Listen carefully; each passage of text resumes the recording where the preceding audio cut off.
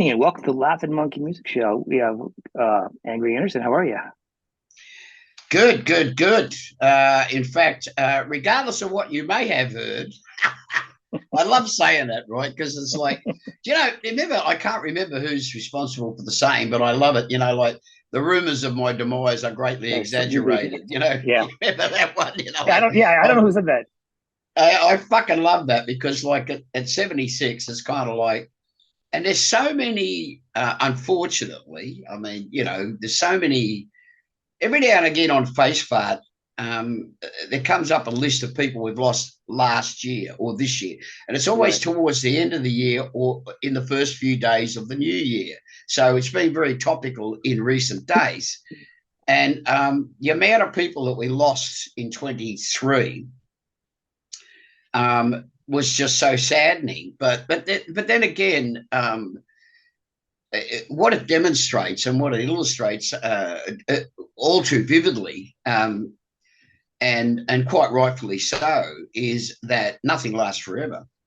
And I think once upon a time, when one of our earlier conversations, Yep. I think we were talking about sort of like personal losses, etc. Oh yeah. And I said, George Harrison put it so beautifully, eloquently, all things must pass.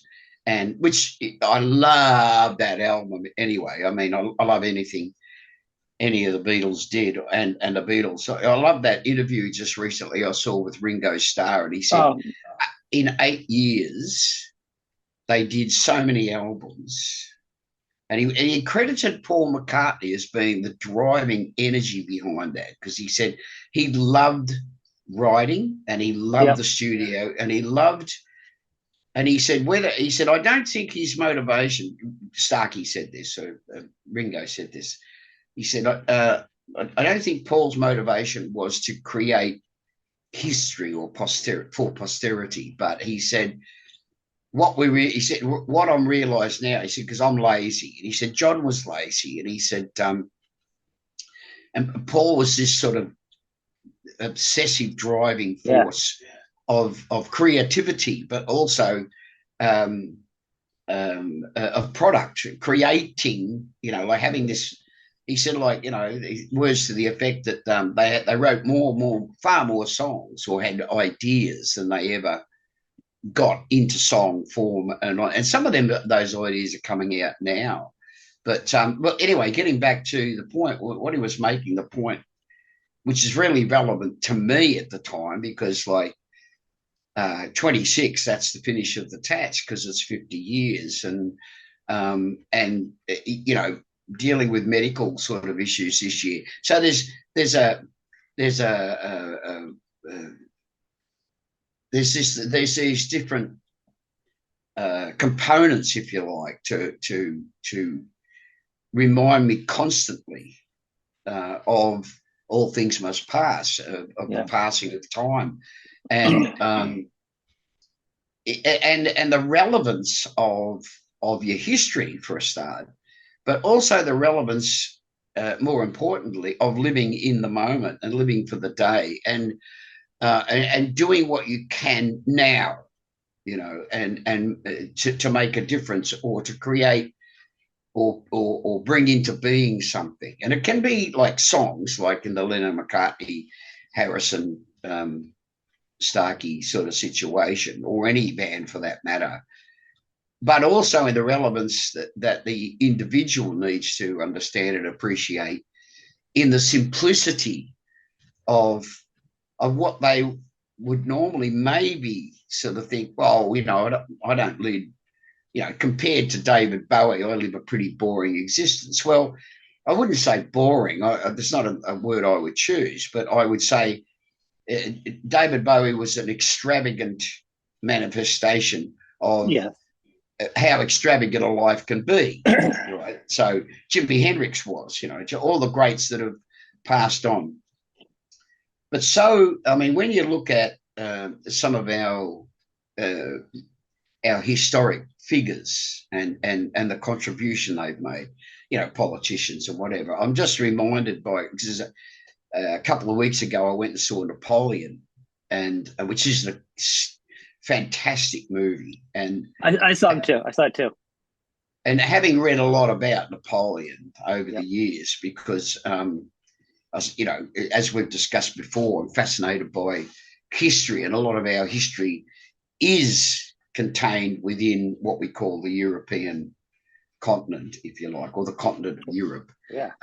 But also, it happened there, but also, you know, with people moving out of Europe and discovering the Americas, the Australia, the you know, like moving out from there to find the new world, you know, to create our history.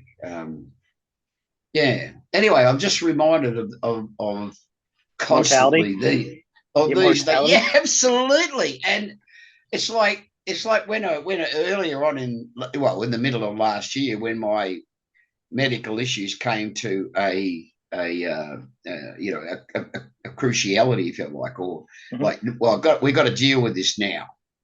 So there was no ifs and or buts. There's no putting it off, right? So because did I tell you that not the Christmas we've just had, but the one before, that was when I first was hospitalised for No. yeah, okay. So it was Christmas Day. My kids arrive, and anyway, my daughter, who's, you know, when I say my staunchest ally, she's the leader of the pack. She's the eldest. But so anyway, she comes and she sits down, and um, she's looking at me to, like, just, you know, when one of your children is intently observing you, not just Yeah. engaged in conversation, but she gets this expression in her eyes, like, well, she's watching me, you know. She was in Mama Bear mode. She's what? She was in Mother Bear mode. Like, Absolutely, yeah, bingo. And anyway, and I said, and I recognized this, and I said, "What's up? What do you mean?" She goes, "What do you mean?" I said, "Well, you're watching me with that look." And she just laughed, and she said, "Dad, you look like shit." And I said, I said, I hear that all the time. I said, "Fucking thanks a fucking lot." You know, like, Christmas Day, you know, can we be pleasant? And she said, "No, Dad, you don't look well." And I said, "Yeah, well, I've been having a few issues, you know, like I'm you know, fatigue and a few other things." And she said, "Yeah." She said, "Well," anyway, a bit later, I got a really bad headache, and I thought it was, you know, this muscular thing that I've got to deal with as a result of a motorcycle crash. But having said that, that was years ago, and I still deal with it now. So anyway, I go and have a lay down. I come back, and she said, "Jesus, you look worse." I said, "What's wrong?" She said, "Something's wrong with your face." And she said, "We're really, really worried, and we've decided we're going to take you to hospital." And I went, because I've looked at her and the other kids, you know, and I go, "Oh, well, have we, you know, like, decided?" So anyway, off to hospital, and they admit me. So 4 days of intensive tests and, you know, blah, blah, blah. And they find out that I've got a clogged artery in my neck. And anyway, they said, "We're going to have to monitor this. We've got you on medication." They think I had a mini stroke. And they said, "We're going to monitor this over the next 6 to 8 to 12 weeks. There's 3 levels of medication." And so the 12 weeks were up. And then I went back, and they said, "We're happy with this result. We're happy with that result. You've got to go and have more tests." Anyway, long story short, around about, you know, and it was a struggle working in with the band, even though it was only 2 nights a week, Friday and Saturday. You know, that's Yeah. basically what we do here now. It's, the touring days are over, and yeah, and it was a struggle. I was coming home, you know, and I was exhausted, and I thought, it's just age, you know. You know, you put when you get to a certain age, you can put I mean, in everything all in a. fairness, you are in your 70s, so I mean, Well, there so, you go. See, so yeah, thank you very much. So anyway, yeah, I just had to deal with these. I had bleeding ulcerations in my colon and my stomach lining, which was causing anemia. I had no blood count to talk of, deplete of iron, blah blah. So that explained the exhaustion. Couldn't even walk the dogs. I was Wow. just couldn't walk up there. I live in a quite hilly area, and yeah, I was struggling. I just couldn't. So that explained that. They found when they did checkup scans, they found a shadow. They call it a shadow behind my heart, which they needed to go in and put a camera. So they go in through Yeah. your wrist, and they Cool. put all this dye and shit in you and that, and then they go in with this camera and they have a look at it. Anyway, they found out that it was a blockage to a valve, um, which they were able to ascertain that it wasn't serious. Okay, we could deal with it with medication.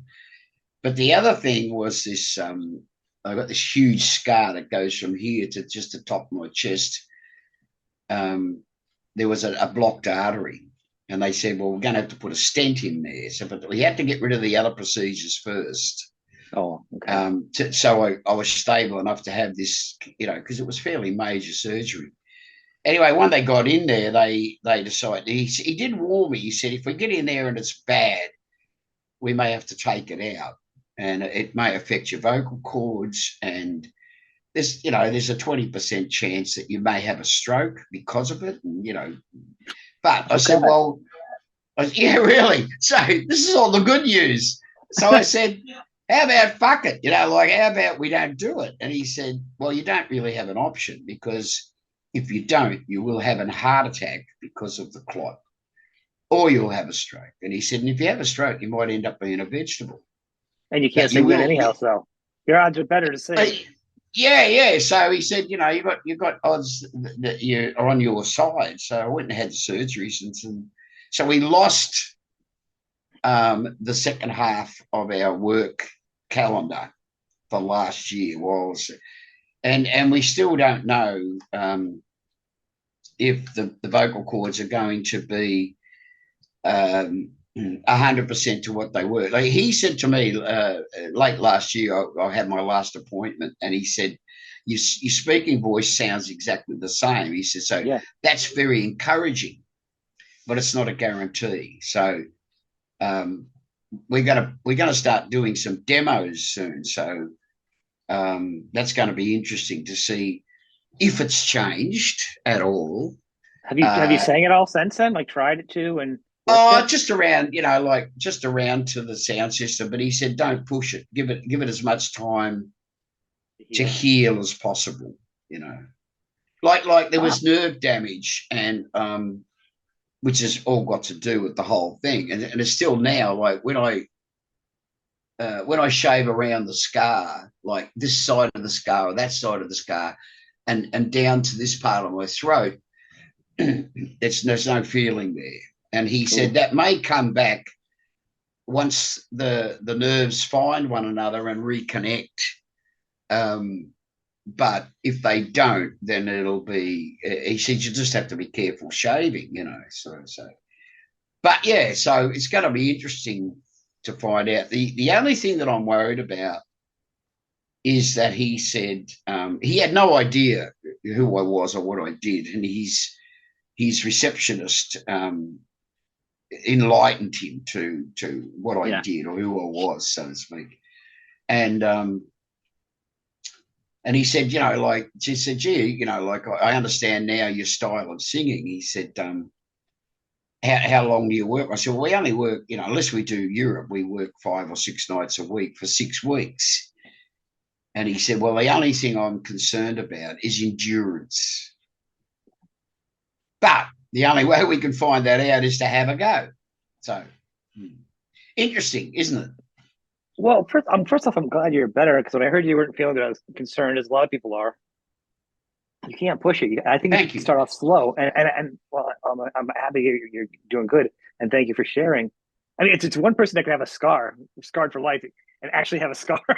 It's, I He mean, you said to own that. me, he said, it's so funny you should say that, because he said to me, he said, I'm very good at stitching, so there won't be any scar. I said, mate, I don't mind scars. I said, chicks love fucking scars, doc. Yeah, And he went, Oh, yeah, okay. And I went, I'm just kidding. I'm 76 years old. It's not that I haven't lost interest. What a sort of, like you've got to make light of these things because, I mean, otherwise you get too serious about it. I I'm mean, glad you. okay,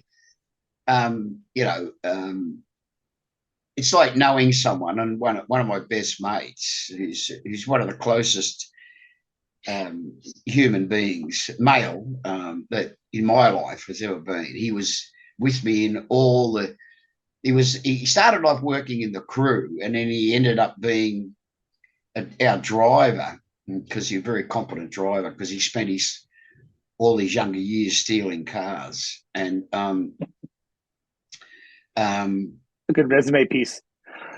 yeah, and he ended up being my minder Yeah, because in those early turbulent years, I was a handful. I needed a minder, so and he was a very very capable guy, right? Yeah. Physically capable guy, and he's dealing with some years ago, about 3 years ago, he was diagnosed with advanced prostate cancer, and it's he's going through. He's spent the last few years going through, chemo, Hmm. and yeah, just dealing with cancer, and it's moving around, and it's difficult to love somebody so much, and to be a bystander, to only be. I mean, let's not devalue, and folks should be self-reminding of this, the value of being support Yeah. people for people that are in trouble, and yeah, and because you feel sort of like helpless, obviously, and you feel inadequate because um, these people have a struggle and an issue to deal with that have never had to deal with cancer. We'll never know. I mean, I can't possibly imagine what goes through or has gone through his mind over the last 3 years because like they're going to have treatment and then they go, oh, all the tumors have shrunk or they've disappeared or, things are looking good. And then 3 months or 4, 5, 6 months later, they go for a checkup and, oh, there's more tumors, and so it's kind of like, yeah, okay, You never know what to say or go with it. yeah. And that's why I allude to, um, the importance and the value of support Mhm. when people, I mean, years ago when we like, because it's been like 5 years since we lost Liam, and when people, and it was remarkable um, how many people started the conversation that they wanted to have with you with like, I'm so sorry, there are no words, and I used to cut them off there and say, look, it's okay, because no, there aren't. There aren't any words to be able to say to me or to one of his siblings that's Yeah. going to make any difference. I said that, and I would grab the person who was saying this, and I would pull them in and hug them, and I'd say, "But you don't realize how valuable you are just being there." That's And these are beautiful to hear. people that who are close and Right. relatives and best friends, and even people that strangers I met in the street. I mean, obviously, when we went back to work, there was dozens and dozens, hundreds over the first couple of years of opportunities for people that follow the band to be able to express that. And then I used to say, you just have to know the value of what it is that you're there, you support, you're part of our. In other words, I mean, without getting too sort of, you know, mung beans and hippie about it, but like just We send always do though. vibes. No, but Yeah, we do. Yeah, just send vibes because that's healing.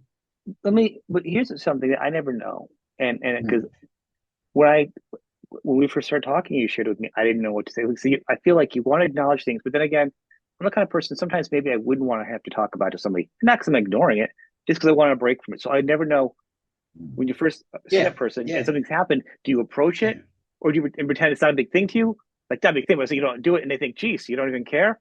Or are they thinking, thank God I got a break? You know what I'm saying? Like Yep, you just feel like there's two yep, roads yep, and one of them's yep. going to be the wrong door. And you Yeah, go to safely, you can say, I'm sorry, but also you can put them in a spot where they're like having a day where they're just having a complete day without that struggle for once in a while. And you put them back in that tailspin again. bingo. Yeah, and that's I've tried to write about that in the book too. But I tell you, one of the things that I think is fabulous, and it happened with people that were some of the closest people in my life, with one or two of them, but it happened with perfect strangers, Sean. And this was the beautiful thing about it. I remember, and well, it took me a couple of weeks before I'd even leave the house, right after it happened. And it was probably a month after I decided, I thought, well, I can't, the cupboards are getting depleted of all canned food. I've got to go shopping. And people were shopping for us. Anyway, having said that, so I go down to the supermarket, and there was this lady, and I'd been saying, talking to her and saying hello to her for years. Yeah. Right, she works in the supermarket, and she saw me come in. She was working the register on this particular day, and she got someone to come and fill in for her. And she came looking for me in the aisles. And all she did was she walked up to me and she put her arms around me and hugged me. This is a rather large Maori woman, um, and just kissed me on the top of the head and squeezed me like, because she's a big lady, squeezed me really tight and held on to me for enough seconds for me to say, like, this is real, you know. And then Yeah. she just turned around, tears in her eyes, and walked away. I think that's the best thing I've ever heard. Like, And I just thought, people don't realize the power of of physical contact. I mean, but but you were open for it. Somebody like also not in a space might freak out over that and be like, you just totally I already my world's already crashed in. Now you're invading where the walls emotionally are down. It's too much. You just never know. oh yeah, yeah, Some people don't like being yeah, touched. You know what I mean? yeah, yeah, yeah. I've had the same. I've had the same experience myself, when I've known that someone's dear one has passed, and it'll be months later, and I'll run into them, and I took a lesson from that wonderful woman, and I just go and hug them. I think I'm gonna do that. I mean, my best thing over my whole life when I Can't said get into when I lived, trouble that way. no, you nowadays, no, you can hug and touch all kinds of people, women. There's no problems with that. I'm gonna tell angry said it's okay. Take it with a Yeah. grain of salt. No, but I Anyway, think why don't we talk about I don't know. something Good. musical? Well, there we go. But anyway, people also cancer series. Everybody get checked. Get your checkups, please. Do all your checkups. I'm actually going for a health check in Yeah, two yeah. weeks. Get your checkups, people, please. Life is short. Actually, Sean, thank you so much for doing that, because I've gone back to being right. There's nothing like a real experience to make you a devotee, right? To the Yeah, point where it's like, you know, um, where you're kind of annoying, so you've got to kind of pull back on the energy level. But when you get on a bicycle or a rowing machine or whatever, and you set it so you get 30 seconds rest, and then there's 60 seconds of high yeah. intensity. You've got to keep the rate up. Your heart's going like a fucking, like a steam engine. Like he said, yeah, get into that shit. It's And he's, and I'm guilty of that, and I'm not doing any of that. I try keeping right above enough activity so it doesn't look like I'm in a coma, so nobody thinks me in the hospital. And the only way you're going to see me running is if there's a police car or like a lion or a tiger behind me chasing me. You know, something like that. There is like, and I there's a promise you, kids, very even worse to me. You know what I'm saying? Even more so. Do you this could be a conversation for another time, but okay, you bring All up right. that war. You bring up that war. There was a war that was nearly started in Australia many, many years ago.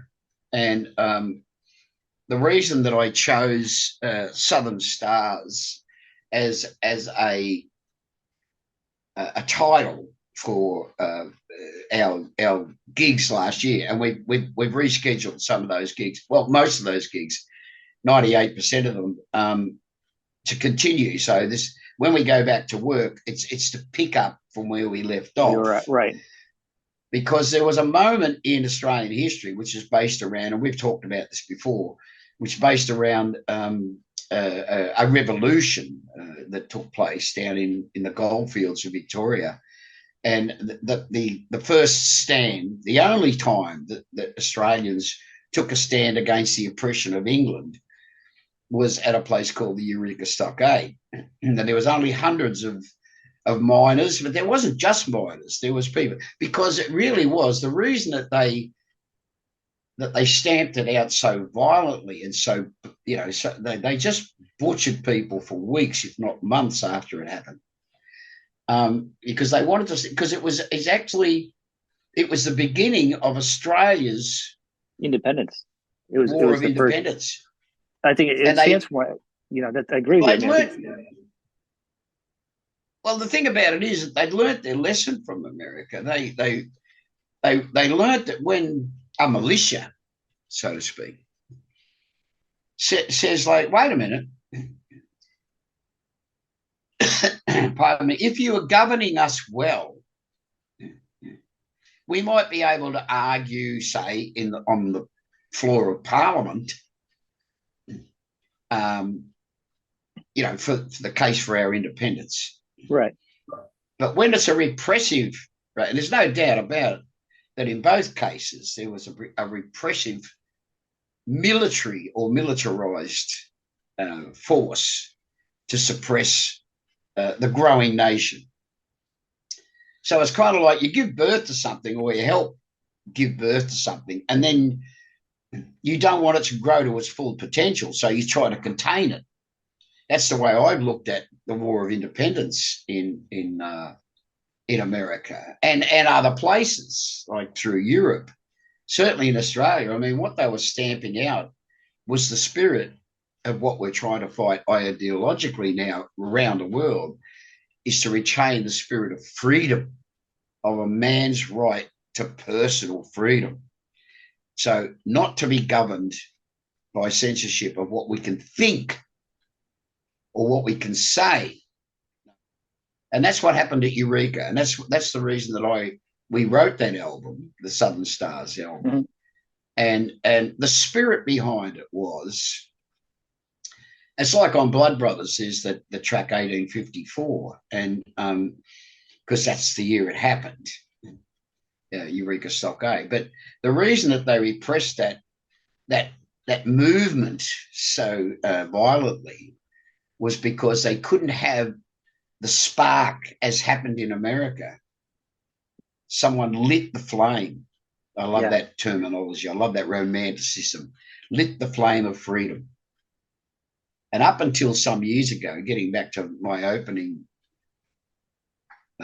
statement, if you like, or view, is that somewhere along the line, we Western countries that used to believe so fervently in that right of every man,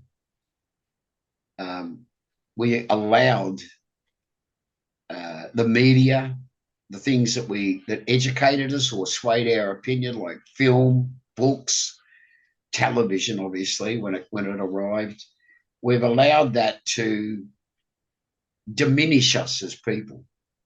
And I think what's happening around the world now is that people are starting to hopefully, God, I hope so, starting to wake up. Now, wait a minute. That doesn't feel good. I think the world's on fire. Just enjoy the time you have, because I think the world's on fire. What are you talking about? Fire? And the whole world, with everything. Listen, I'll say this, and then we'll get too sidetracked. the irony of the world of, you know, fighting for the rights because they shouldn't be oppressed. I mean, Britain took over everybody for a while, and they shouldn't have been oppressed. And standing up was good, and the Americans shouldn't be oppressed. They should be good. But how did everybody get there? They weren't the first people. The Europeans kind of pushed themselves into every country to begin with. First people, there was Native American Indians, there were Aborigines. It wasn't their country to begin with. They were over. Everyone else was in Europe, and they kind of came in. It wasn't everyone else's freedom wasn't being thought of at the time, like collectively, like, hey, let's grow together as a society. Like Europeans kind of pushed themselves into everywhere and said, we should have some freedom. Not saying anything about the other people behind them. It was slow. The people that were actually from that country that had the rights. You know what I'm saying?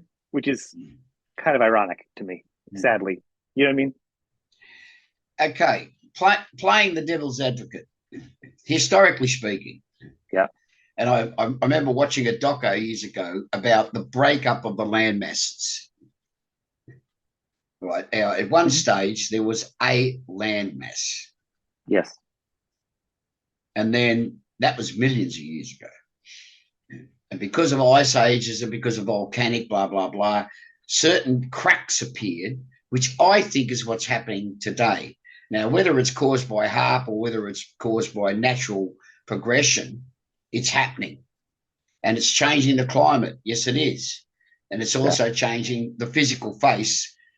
Have a look at what's happening in Japan. Have a look at what happened in Turkey 10 years ago or whatever. And there were hundreds of thousands of people dying. Well, anyway, Japan's literally on a plate. Japan's literally on a tectonic plate. So, I mean, it's going to keep grinding. It gets worse. It's only going to get worse.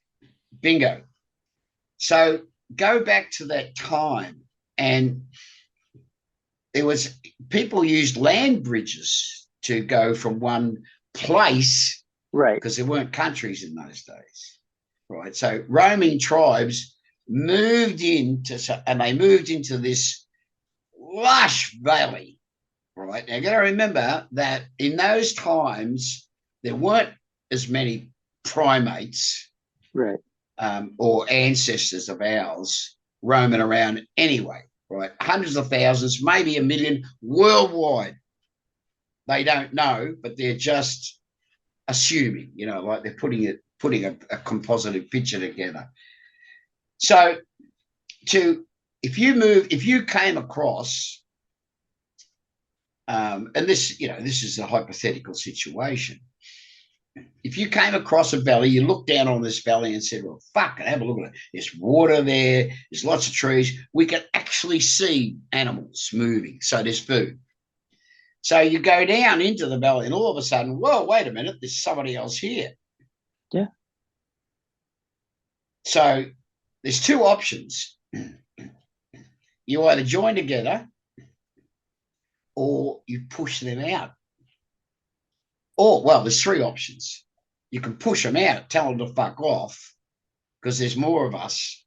Right. And we come from this other region, and we've got these things called sticks.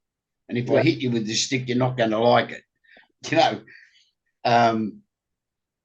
Or you just get rid of them. And that's been the way. I'm not justifying what you say about the Euro. I'm just trying to understand, what happened and why it happened. And there's definitely been wrongs and rights about it. I think, I've read, when I say extensively, I remember years and years ago, I was fascinated by South America because of the Toltecs and the Olmecs and, the ancient civilizations and they all grew up kind of not related to one another, but they had a relationship. They bumped into one another and they went, righto, well, that side of the river's yours and we won't go over there. But there was raiding and they took women and children and, they took people for sacrifices and all that kind of. So there was a whole lot of cultural civilizations, if you like, in South America. And then this unbelievable force came out of nowhere, sailing, it would have been the equivalent of UFOs, coming by sea, and they had these, swords and muskets and boomsticks. Yeah, really. sticks, yeah. And all of a sudden, the country that we'd lived in and raised these temples, well, maybe they didn't raise the temples, but that's another story. Um, but yeah, see, it gets back to, I suppose, what I'm trying to say is that what trying to dispassionately, which is, of course, a contradiction in terms, but trying to look at why did this happen? How did this happen? And it's all too glib to say, well, it's just, that's the progression, right? Just what happens. But it is just what happens. And the thing, it's like when the Australian Aboriginals here say, we want this part of this country back because it's ours. You go, no, whoa, whoa, whoa. Ours is ownership. I don't even think the present population of westernised people that we call Australians own Australia. I don't think in the romantic sense anyone owns something is immense. It's not just the physical size, it's the immensity of the spiritual connection that we should have with creation. Like, in other words, like rain, there's a movement coming out of Klaus Schwab's fucking camp that we should take ownership of all the water, right? And you people shouldn't have, even though we pay for our access to water, they're going to restrict it even more, right? That's the new thing that's coming out of this Schwab camp. I haven't heard that yet. And there's so much out there. So they're going to, when they say privatize, they are going to govern the distribution of water. You're going to, au contraire, it's a gift from God, right? And I'm not saying, God, the Christianity. No, no, saying, right, I know what you're saying. The creational process. So in the same way that you can't own the rain, you can't own the land, you occupy it.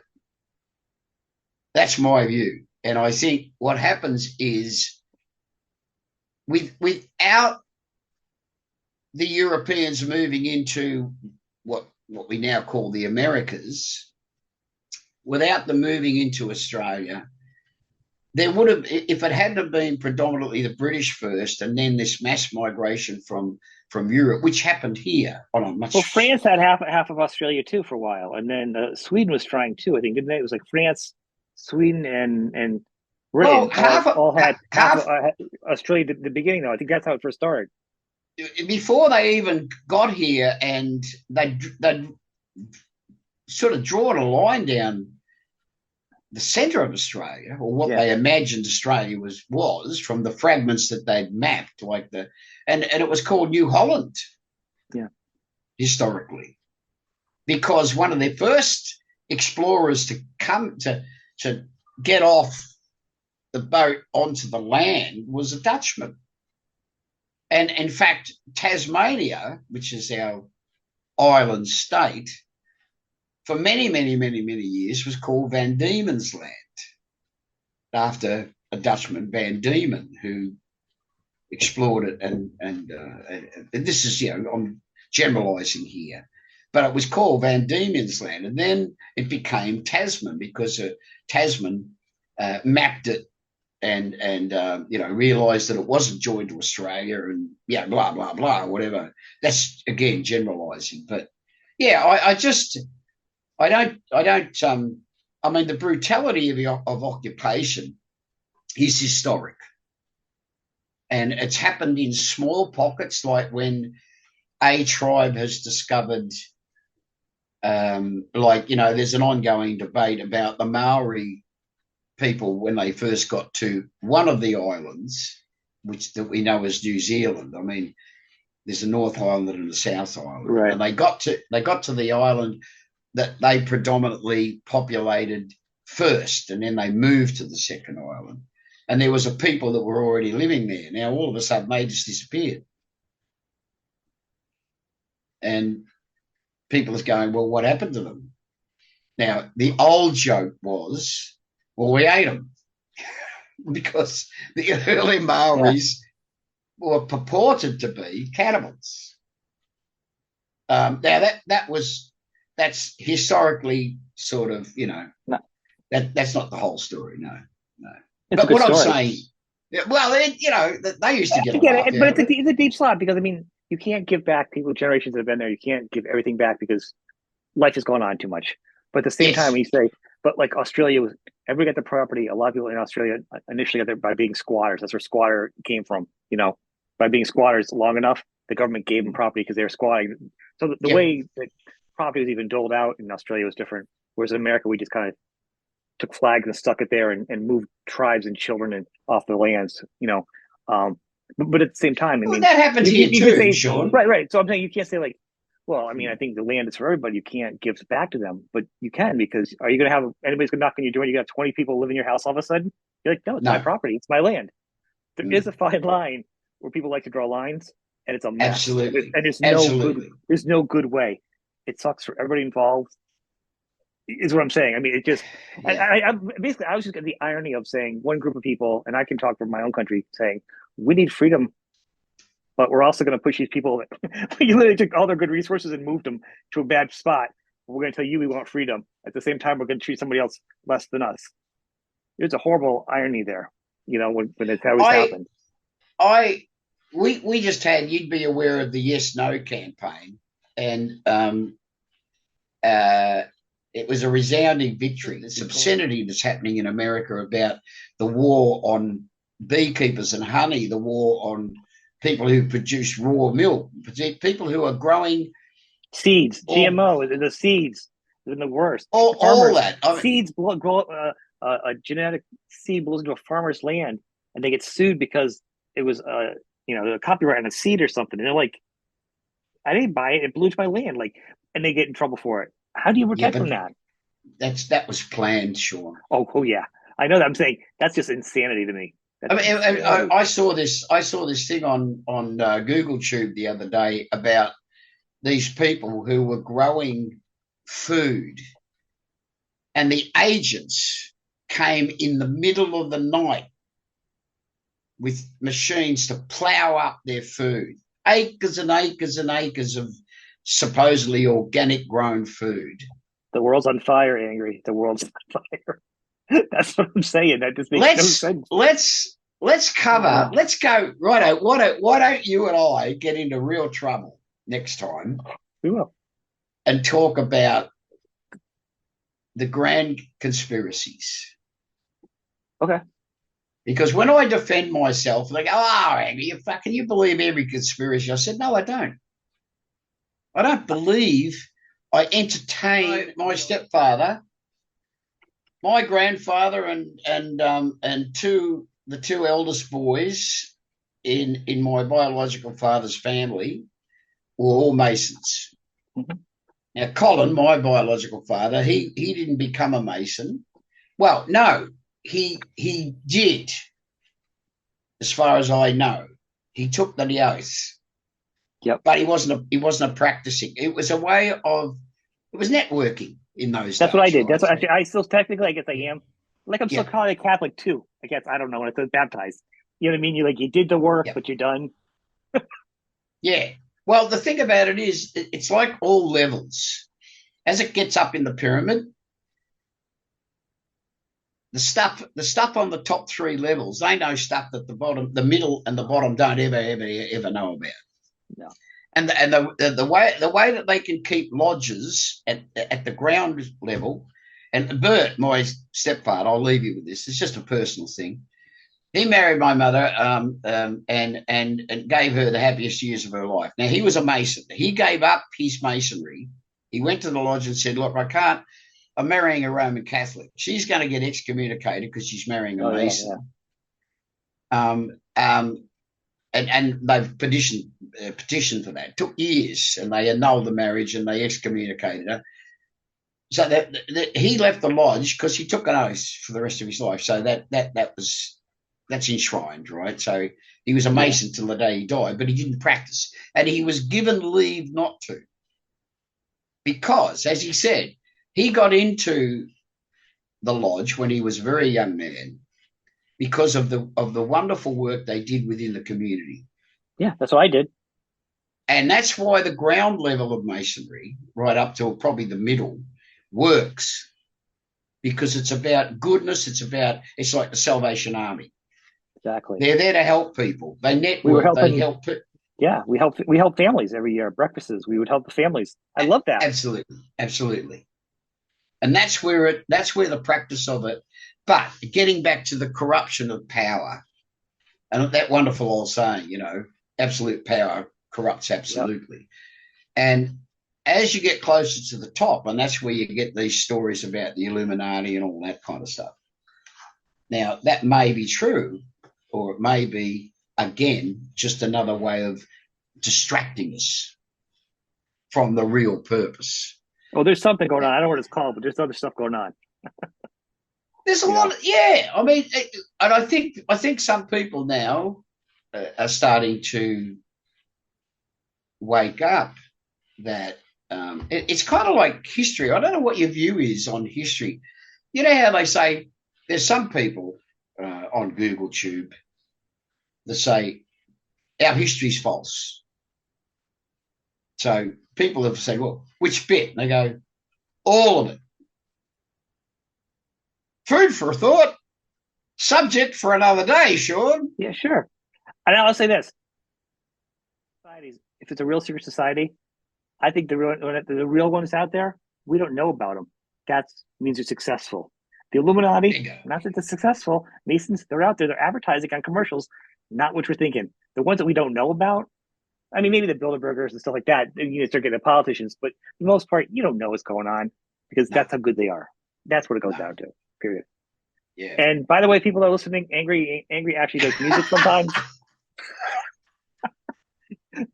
He's got in a band and they sing songs and he's going to be on Yeah, all that tour stuff. Well, and he can actually, still deliver vocally. That's the thing. I mean, there's a certain point where you're seeing singers can't well, deliver anymore, and it's like let's you don't want to take it away from them, but it's also got to be hard to not be your best that you always were anymore.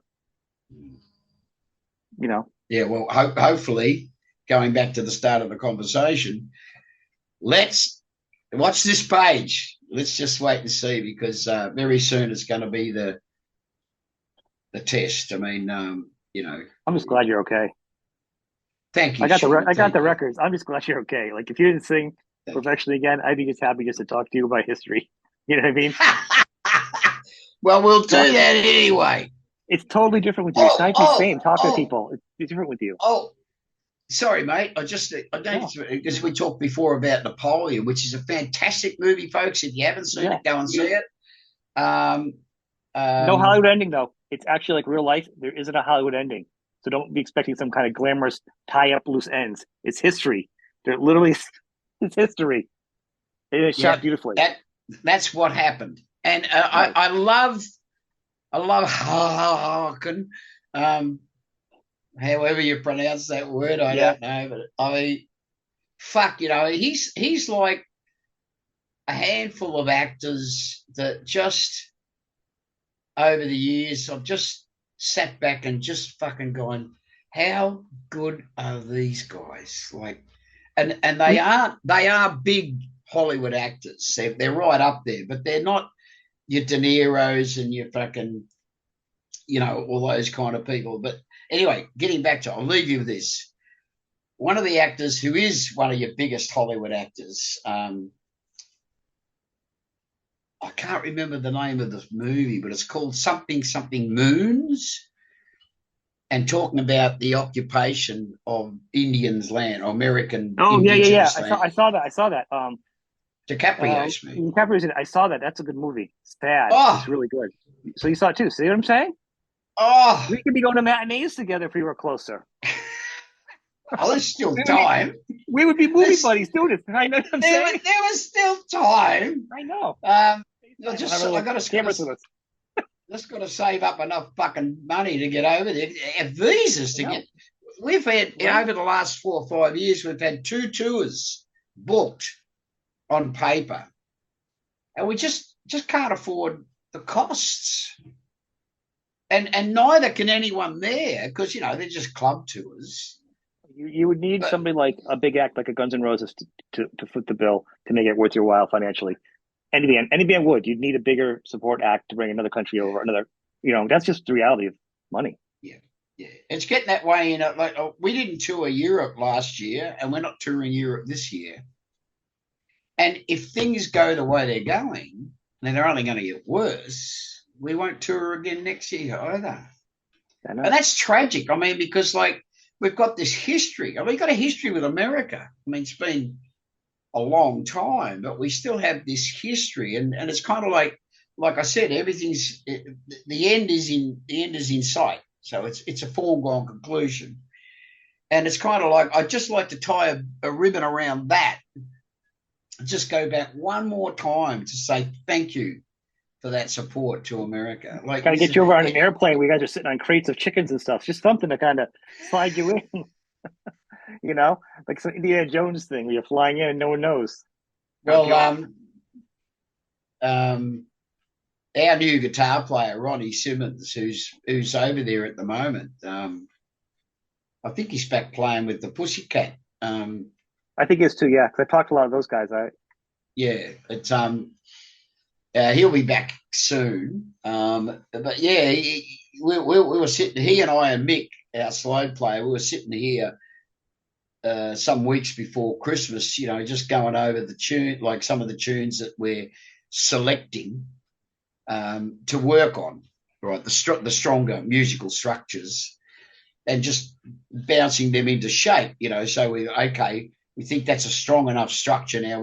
I can work on that lyrically to try and Yeah, build a song out of it. And we were just joking that maybe we should get one of those big inflatables and get dropped off out at sea and just fucking, like arrive in Mexico and just walk across the border, like yeah. You don't even you catch get on to it fucking for a while. you get housing, get a fucking phone, get a laptop, get a fucking pension, fucking whatever, and just then all of a sudden realize that we're a rock and roll band. You got to get Mate, across somehow. Sean, it's always a delight, mate. Thank you so much for Thank you. tolerating my No, absurdity. I love it. You're And the only person I not talk about music with on my show. You're the only. well, yeah, I was saying to I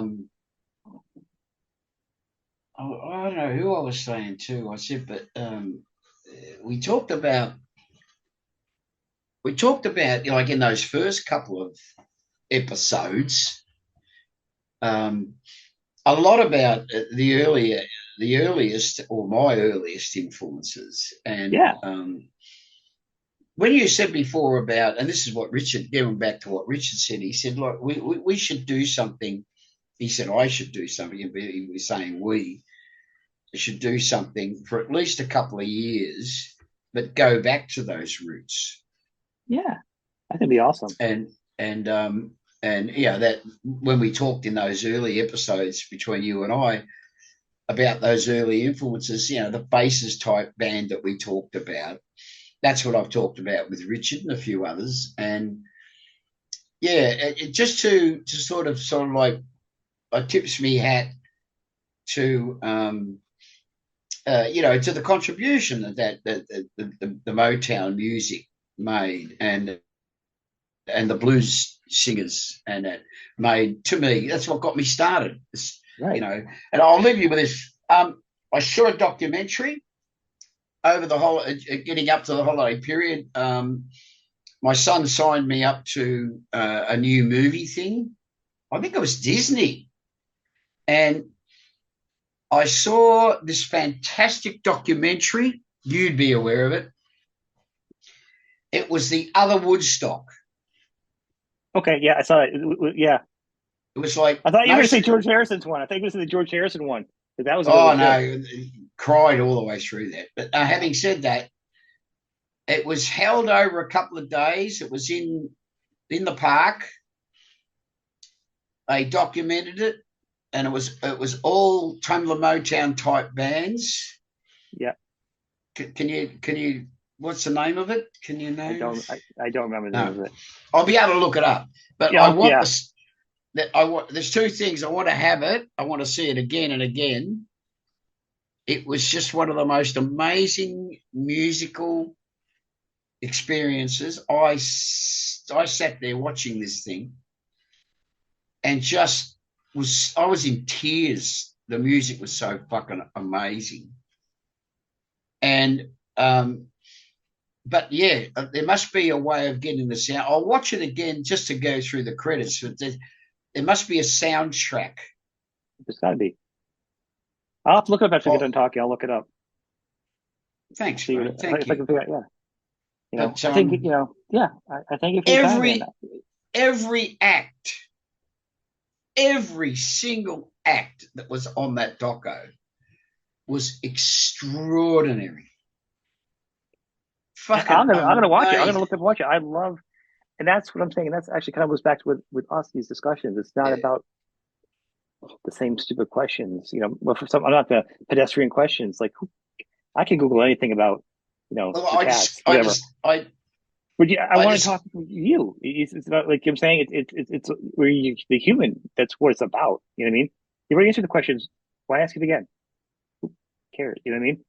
yeah, What you're thinking is so important in who you are yeah. in humans, and it's just a way that people. God, we talked about cancer and getting checked. So now somebody who loves your music can be like, you know what? Angry Anderson, he has the same problems, fatigue, he doesn't want to the gym.